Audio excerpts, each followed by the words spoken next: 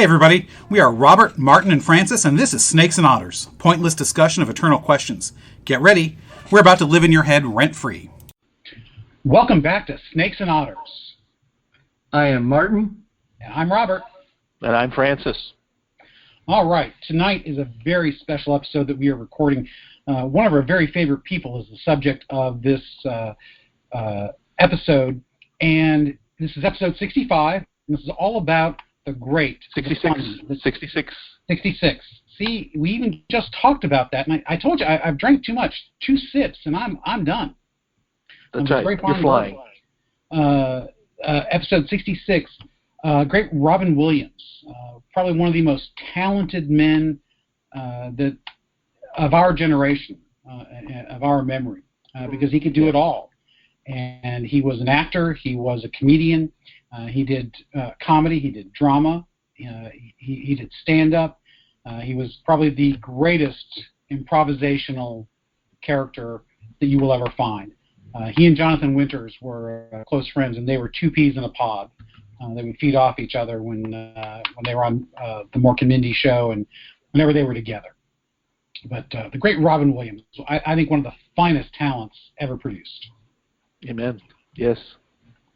So before we really dig into Robin Williams, he's a tragic figure in many ways because he's dealt with probably the whole gamut of the human experience. You know, he had multiple marriages. So he's had the marriage, divorce, failed marriage. He's got the drugs that he dealt with in the 80s, doing cocaine, and he was I think alcohol was a serious problem for him as well. And he got past that, but he also dealt with depression, which in retrospect is very obvious. Many comedians, many great talents like his have to deal with depression. Comedy is how they deal with it. And it finally, later complications in his life drove him to commit suicide, unfortunately, just 6 years ago, August 11th, 2014. And it was a great blow to find out that he was gone, because as much as he did, it was not enough. It really wasn't. It wasn't. He was such a great talent. His death rippled through, every level of American society, really. And it struck everybody. Even President Obama released a statement about Robin Williams' death. Mm-hmm. He was beloved. He really was, because he was seen. He had such a long career at that point, well over 30 years. But everybody loved him, and that was part of the problem, because he was so famous. And he was. I truly believe, and I think he said this somewhere, that he was an introvert by nature. Yes. He didn't like the adulation, but yet that's how he compensated, was his talent for stand-up and things like that. And he was so good at it. But he was also an amazingly range. He could do some tremendously dramatic roles. He was an actor, as Trevor Slattery would say. Yes, he went to Juilliard so he could enunciate to the back row. That's exactly that's right. And, we used to know. We had his Live at the Met completely memorized at one point. We'd watched it so many times. I ended up getting that. So many times. Yeah, I got that VHS when we were in college, and we just played the absolute you-know-what out of it. I just about watch it every week, several times a week there for a while. Oh, yeah, listen to it in the car all the time. That's right. Put it on cassette tape, listen to it in the car. It was... we could almost do it by memory, and some of that's faded, actually, guys. I haven't listened to it in a while. I know it would all be. I watched familiar. Listened to it recently, a few years ago when he died, and I was surprised at how much of it I had forgotten. Could not quite quote the way I used to, but still, it was all there. It all came back pretty quickly. Yeah, and there are still portions of it that come out every once in a while. I remember his opening at the Met. These huge crystal chandeliers go up, and he says, "I'd like to thank Imelda Marcos for her earrings," which of course that was a smack against her and her opulence at the time, and that will come out of me every so often when I see something like that. Thank you. Thank you. Exactly. I'll do it just like he does it. My kids will look at me and say, "What the heck are you talking about?" I really need to explain to them, but they still wouldn't quite get it. But there's pieces like that. But aside from the Imelda Marcos and a couple of things with President Reagan and James Watt, James Watt, go in the other room and hurt some squirrels. That's right. And everybody now today would go, what? Huh? Who the heck's aside from that, his comedy holds up. It does. Absolutely. It is still funny, even aside from the topical references. Yeah. But let's talk about his career. So his career, starts out in comedy. He does stand up. He gets some television roles. The first one that he is most famous for is not actually his first television role, but it's the first one most people think that he did, and that's playing Mork as a one-off on Happy Days. Mm-hmm. And it's a really goofy thing that Happy Days does, but he plays this weird alien, looks human. It's where NaNu and the sideways Vulcan salute is used as the handshake, where you take the forked fingers and you put them together, one horizontal, one vertical. And that was so popular, that was so phenomenally successful, he was given a television show called Mork and Mindy. And he and Pam entire spin-off television show off of one episode of Happy Days. Right. And which is just astounding. Yeah, Happy Days was huge at that time. It was one of the biggest rated comedy shows of the 70s, and so it gave him a huge amount of exposure, and it also had a huge audience that everybody was saying, wow, when they spoke, the powers that be listened, and because he was an unknown essentially at the time, and Pam Dauber will tell you the story now years later. She says they took a chance on us. They should this shouldn't have, if it weren't for the fact of so many people wanted it, they thought he was a loose cannon. They didn't think they could control him. Turns out they were right. But that was the best of it, because he would just kind of go with it. And especially as the show became enormously popular, everybody quoted it, everybody recreated it the next day. We were kids, and that's what you watched all the time. So, you would try to be Mork. Oh yeah. One of the things that is great about him is we don't realize some of the things, the trends and things that he established. So, granted, the puffy down vests were popular, but they became really popular after Mork and Mindy went on the air. But one of the other things that was an innovation, nowadays when TV is filmed, even in front of a live audience, they have multiple cameras that they use. That was not so before Mork and Mindy. They had to start using multiple cameras because they didn't know what he was going to do, where he was going to go. So they couldn't capture everything. Yeah. So they started using multiple cameras to make sure they got everything they could from the best angle. That's now a mainstay of television. Think about that. Because he was such a crazy guy, he changed the face of television production. I know. And that's that's astounding. And even if he had only done that, he would still be known for that. But that was only the beginning. For it, but his impact would certainly be felt. Yeah, but that was in many respects minor, a minor point of his career. He could have after Mork and Mindy, they took a chance with him because, like I say, he's unpredictable, but he was popular, and they brought him in the movie Popeye, his first movie, and actually the second movie. Oh, go ahead. Which one? I was going to say, it was actually his second movie. It was his first lead, but he was in another movie in 1977. Oh, that's right. Yeah, his first glasses. That's right. You're right. It's his first lead, his first starring role, and it tanked because it was awful. And but that's the funny thing. It should have ended there. But he was great in it. He was a great Popeye. Well, that's exactly right, and that's one of the reasons that they realized that yes, the movie didn't do well, but he's still a bankable star, and they were willing. His career went well from that after that, which most places today, there's no way that's going to succeed. He's going to be, okay, you had your shot, Charlie, and you're over. That's usually the way these sort of things go now. Somebody recognized his talent, and it was not just being crazy and unpredictable. I mean, it was a little bit. Certainly his stand-up routines gave him a whole lot of that. But to be honest, that's not what he's really about. I mean, that's just kind of an icing. The real cake with him is his film work. I mean, because he came back right after Popeye and did The World According to Garp. We were talking about that movie in our show prep. That's an amazing movie. I mean, Martin, you had a story from that one actually. I would tell it from my perspective, but you tell it so much better. Well, it's just that movie was one of those early '80s cable staples. Yeah. It was on the Showtime or HBO or something just all the time because it was a current film when cable really starts to be everywhere. And so I've watched it a ton of times, and it's a strange, oddball movie based on a novel. But there's an early scene in the film. He's looking at a house he's going to buy, and the house is hit by an airplane. Yeah. And he says, well, all right, we're going to buy this house because it's pre-disastered. Nothing else bad can happen here. So I just always remember that. And it's like, okay, well, once something terrible happens, okay, fine, everything's pre-disastered.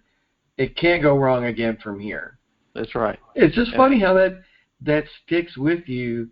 Absolutely. Again, that teenage experience, you watch that film, and that sticks with you now in our 50s. And we still think that way. I think all three of us do that. Okay, it was a disaster, but now the disasters are behind us. Everything's going to be great from here on out. You're exactly right. That I can't tell you much about that movie anymore. I guess I suppose I could if I thought on it much, but that's where always I go. I use that all the time, and it's amazing. And that's kind of a tribute to him because he made that moment memorable. It didn't have to be that way. But it's just how good he was. We can talk so many more things that he did because, damn, he did some really good, some roles, some seriously good roles. Another one from that time period, again, it was very popular on cable TV. It's not well thought of by critics, but The Survivors. By 84, 85, 86, it's on cable all the time. Right. And fellow I worked with at a restaurant, we knew every line from The Survivors. We loved it. We would quote every bit of it. We just loved Robin Williams and that. Walter Matthau, Jerry Reed. That was just the beginnings of this manic character in films that he would go on and do. He was amazing. He really was. Like I said, one of the great talents of our times. He was obviously the comedy roles are what got him started, and he didn't really get anything serious in any way that we would think of. He did Moscow on the Hudson. He's funny there. Best of Times with Kurt Russell. He's funny there. But when we get to 1987. We get Good Morning Vietnam. No. You're not saying it right. Say it right. I can't do it anywhere near justice. Okay. Well, go ahead, Martin. You called down the thunder. Good Morning Vietnam. Okay, there you go. So plays Adrian Cronauer, who's a DJ in Vietnam era, and he's actually in Vietnam. And he is part of the Armed Forces Radio. And he does exactly what you expect Robin Williams to do. So, this probably, when he found out the movie was being made, either he wanted the role, I'm guessing, or they sought him out because he was the perfect Adrian Cronauer. That Good Morning Vietnam catchphrase was real. That wasn't something he made up for the show or for the movie. And while it was funny, it had its serious moments. So it was a really good mix of him being able to be Robin Williams, but also showing that he had some serious chops. And that, I think, was probably the turning point in his career as far as turning him into, hey, this guy can actually carry a real film. And, from there he went on to Adventures of Baron Munchausen and Portrait of a White Marriage. Neither one of those are terribly memorable for him. But in '89 is when he gets Dead Poets Society. Yeah. And that is, wow. That's his first fully serious role, and he is absolutely phenomenal in it. That's where everybody gets where it popularized the quote, "Seize the day, carpe diem." Mm-hmm. And he goes back and forth, does some funny stuff, does some serious stuff, but that one really established it. And from there, really, he could do whatever he wanted. He could take any role he wanted, whether it's funny, and did, big or small, and he did. Yeah, he was able to be. He was able to bring box office success to whatever he did most of the time. After that, he was pretty good at just carrying a movie. Even movies that weren't all that great, his presence made them better. Right. Some of the ones. He's probably. He's known for so many. He did a rather small cameo practically. In Dead Again in 1991 with Kenneth Branagh, one of my favorite movies, and it's just because he and Ken Branagh are friends, and it's an amazing moment. In fact, he's one of the key points of the plot in that movie. He just did it just cause, Yeah. That was in 91. 91 and 92 were huge for him. He had 8 movies come out in those 2 years. Mm-hmm. He had Shakes the Clown, Dead Again, Fisher King, Hook, Fern Gully, The Timekeeper, Aladdin, and Toys. Not be confused with Toy Story, but Toys. Right. Yeah, because Toys was one of his few flops, actually, if I recall correctly. Yeah. It's one of those movies that he didn't like. He said that it wasn't the way it was supposed to be. Whereas he did Aladdin right before that, which was huge. We were talking about that in the show prep. They just let him go. They just filmed him with doing a comedy routine. And they incorporated, there's basically be the genie and be the narrator for this. And whatever he did, they animated it. And that is just kind of so cool. That's, who does that? Who gets to do that? Who can actually make the movie better by doing that? Right. That's tribute to who he was. And after that, he did one of his very, very best movies. It might be one, if you pinned me down and said what was his most successful movie, commercially, it was probably Mrs. Doubtfire. That movie in '93 was just huge. It was an amazing moment with him. It had all the marks of the '80s and '90s comedies, and yet it had some serious stuff with it too. It was well done. Chris Columbus was the director, but it was really Robin Williams that made it so awesome. Oh yeah, he carried that off phenomenally. Really did. We could go year by year if we wanted to, just talk about how great some of the movies were. But I think the common thing among them is that even though some of his personality would shine through, he was still a great actor.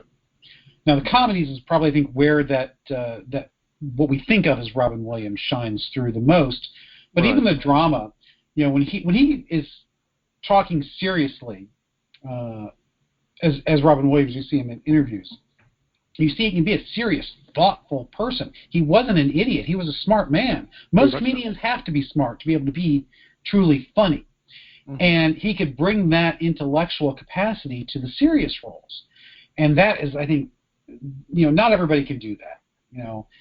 People who can do comedy can't always do serious stuff. Can you imagine Kenneth Branagh doing stand-up? I can't. No way. And, Eddie Murphy, he sort of did some serious stuff, but not really. He stuck to the funny stuff because that's what he was best at. Right. Robin Williams, that was his genius. He could do both and do them both well. Good Will Hunting, for instance, got some great stuff in it. Great serious movie.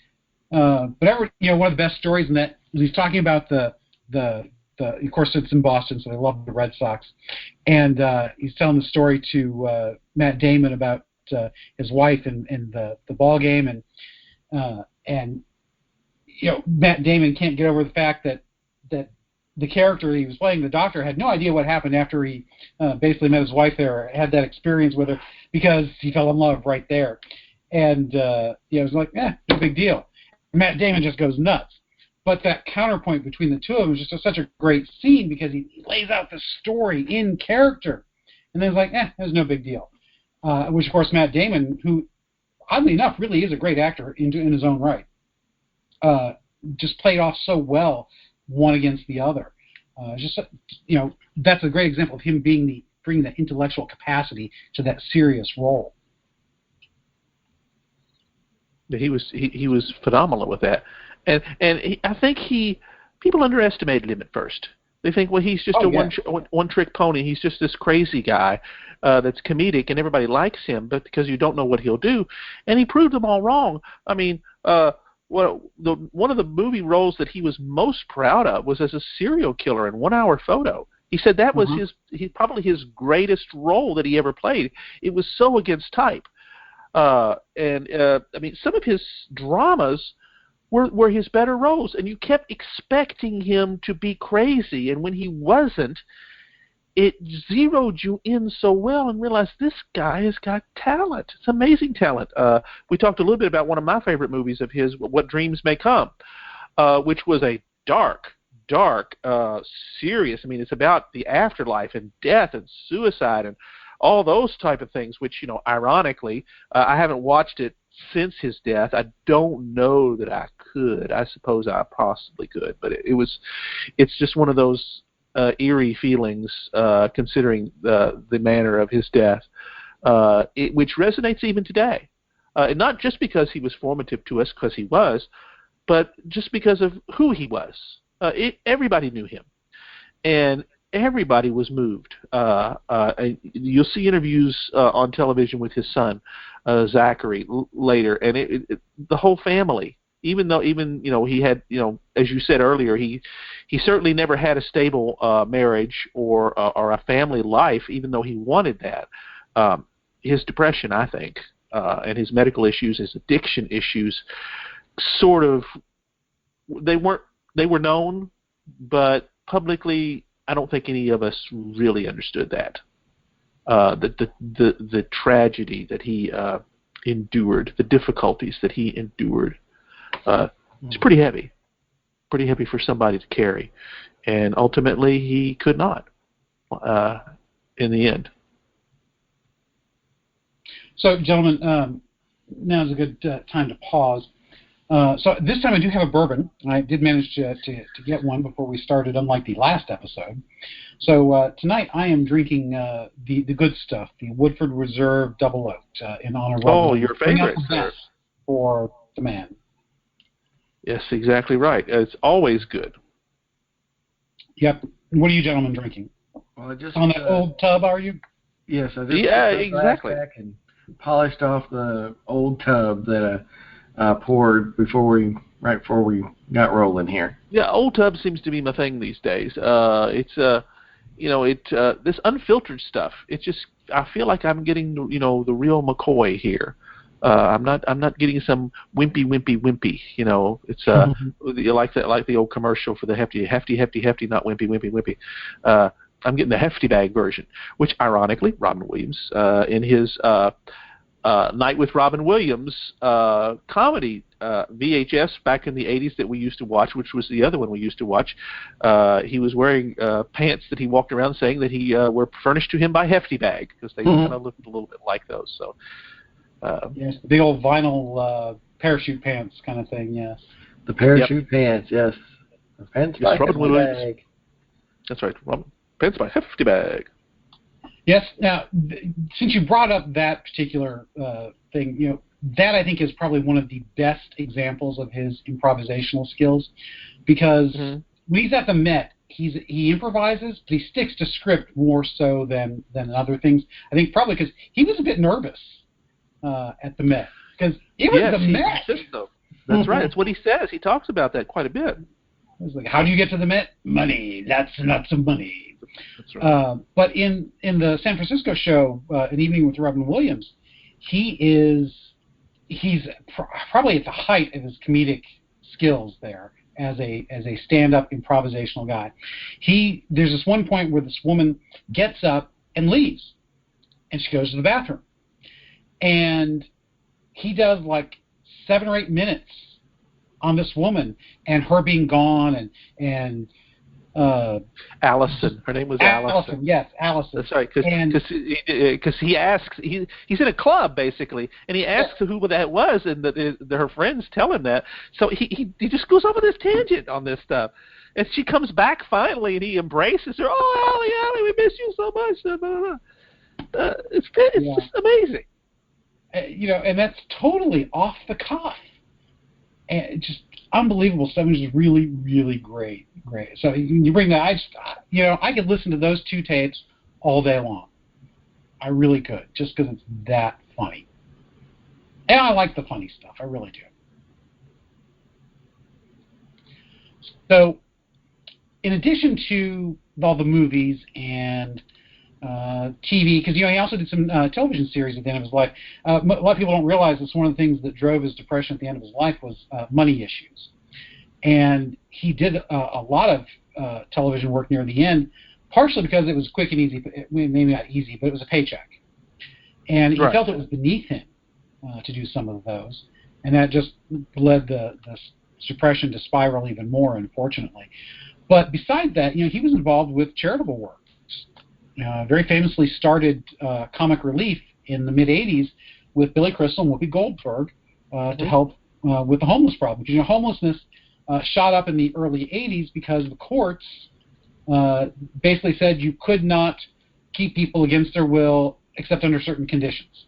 And so mental institutions had they had to release a lot of people that could not function on their own because they couldn't keep them. And so the homeless problem, these people, they couldn't get jobs, they had no place to go, and the homeless problem skyrocketed. And so these three got together, and Martin, what did you say it was in the show prep? Some $80 million up to his death that they had raised? I believe that's what Francis had said, yes. Oh, Francis. Yeah, $80 million as of 2014. That's exactly right. Total. That the organization itself, because it was not a one-and-done thing. I mean, they did several years of it, but the organization continued with his support as well as Billy Crystal's and Whoopi Goldberg's to continue to make a difference. That's a lot of money that's put towards this charity, which really was very effective by all accounts. Yeah, that's something pretty big. Yeah, it shows that he wasn't entirely, because let's face it, when you're famous, you're in Hollywood, you're going to be somewhat self-absorbed, but he was not a totally narcissistic dick, pardon my French. I know we're a family show, but that's just a great way to put it. So many in Hollywood are like that. He wasn't like that. To me, that's one of the things that makes him. He is worthy of admiration as a hero in many ways. He could easily have been one of our heroes. Yeah. We actually, when we were originally talking about doing it, we were going to put him there as a hero, but we thought, well, maybe not, because the tragedy that he had, we didn't think we could make it work. Oh, I think we could have, but I think there's nothing we can't do, boys. We're snakes and otters. Culture. I think his impact was pop culture more than anything else. That's right. That's where we ended up. And that's why he's here. But the fact that he had that depth, that presence of mind to be that way, to worry about those kinds of things, just shows that he truly was he was real. He had depth. And that was a great thing. One of the great interviews of all time. I can't remember the name of the guy who does them, but it's a guy who is at a university setting, and he interviews famous people in front of a college crowd. James Lipton. Oh, James Lipton. That's correct. In the Actors Studio, I believe. Yes, Actors Studio that he did. Passed away about a phenomenal, absolutely phenomenal interview, and he is himself, especially when he gets to the point where James Lipton asks, there's a set of questions he always asks. What's your favorite swear word? I cannot repeat what the swear word was because it's a little too vulgar for this particular show. Yes, we're still family. Yes, we're trying to be family friendly. Yeah. For the most part, we are. Yeah. Okay. Yeah, we won't say it. We're pillars of the community, and I'm a heathen, so I'm not a fan. Pillars of the community. We've only dropped the F-bomb once, and that was me, long ago. Even Marcus Aurelius did not drop the F-bomb. And we were expecting that one too. And we were expecting that. We were prepared for an edit job if we had to. Yes, because he famously dropped the F-bomb on live radio in the 90s on one of the local talk radio shows. Good for him. And so I remember I was listening to it and it's like, hey, that's Marcus. And then all of a sudden I hear the F-bomb. I was like, oh, and we're on to our next caller. Like, we might mention too. That's exactly what this town needs too. Is a lot of F-bombs on the radio. Yes. We might mention that Marcus is doing well. It's not a Robin Williams thing, but the host says you can't say that. It's like, oh, I'm sorry. And then 10 seconds later he drops it again, and then it's like, all right, we're done. We're on to the next caller. Anyways, but just the way he said that favorite swear word was just so quintessential him. Yeah. And it just, I could listen to him read the phone book, I think. Mm-hmm. Yeah, it would be hilarious. Just taken far too soon. So much more he could have given us. What funny stuff or serious. I was fine with either. I really was, because he was so good at. Yeah, he did a movie called RV. Not quite slapstick, but very much a kind of a 30s style kind of comedy, kind of a screwball kind of a thing. If it had been filmed in black and white and they had RVs back then, it could have been a 1930s comedy. It could have been a Cary Grant role. Yeah, exactly. Yes, Cary Grant. Yes. Yeah. Yes. It would have been a Cary Grant movie if it had been made 60 years before. Exactly. Which again shows you the ability. Mm-hmm. Not everybody can do a Cary Grant movie. There was only one Cary Grant. That's right. Or Cary Grant too. There's only one Cary Grant. That's right. Exactly. The Flintstones, folks, for our younger folks.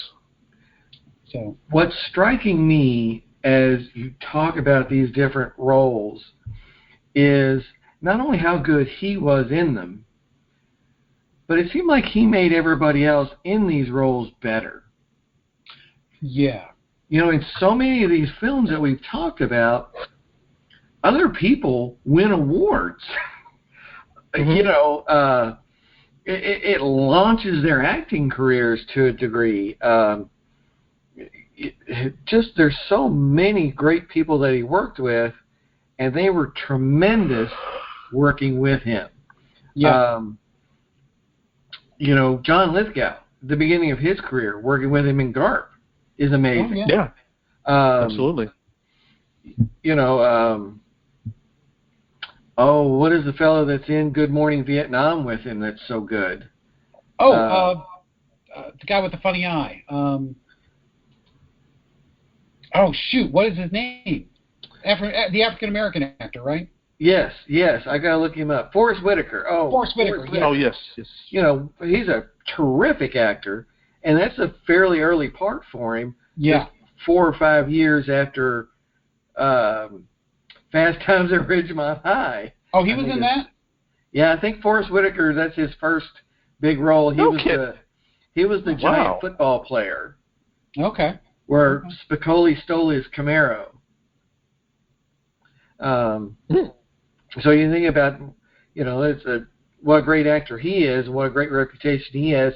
It's a very early role as well. And then, of course, Dead Poets Society launches some careers. Several young actors. Yeah. Oh, absolutely. Many young actors there. Thomas Gibson, tons and tons of folks in there. Yeah, and then Good Will Hunting, of course, is a landmark for Matt Damon, Ben Affleck. So you just think about the great performances that people gave in just working with him. It's a big deal. Yeah, he brought out the best in his co-stars. Yeah, and you would think that with his talent, with his ability to be the center of attention without much effort, that others would just shrink to the background. But no, that's not the way it worked. Surprisingly, you had to work hard to keep up, I guess. Pam Dauber talked about that with Mork and Mindy. She said there were times when she had no idea what they were going to film that day because it all depended on what Robin did. And it was even worse when Jonathan Winters joined the cast in that last year as their child. Yeah. And because they would just play off each other. I mean, she could just sit back and just watch, and and she wasn't bitter about it either. She enjoyed the hell out of it because it was such a joy to watch those geniuses work. Yeah, and to be part of it, in whatever way that she could be. Yeah. Yep. So, favorite Robin Williams moment. Oh well, I would probably. That's okay. I would still think that if you asked me what my favorite moment was, it would be one of his more serious ones. What Dreams May Come. His time after he dies, and he finds himself in heaven, and everything is paint. And he meets his son. He doesn't know it's his son, played by Cuba Gooding Jr., who had died previously, and just the look on his face, the way that he portrays the amazing joy of what it's like in heaven. That's what I wish for him. That's what that moment seemed. It's something that stuck with me, even years later. And I only saw that movie once, but that's all I needed to. It was that good. And if you ask me what memories of Robin Williams keep coming back to me, I always find myself back there for some strange reason. Martin, Maybe I'm what about praying you? for him. I'm sure I am. Oh, absolutely. Well, certainly Garp is Garp was a great movie. And the stand-up again, that frantic quality to it. He went from thing to thing to thing to thing so much quicker. Just this, the rapid fire part of it, but it was rapid fire where everything worked.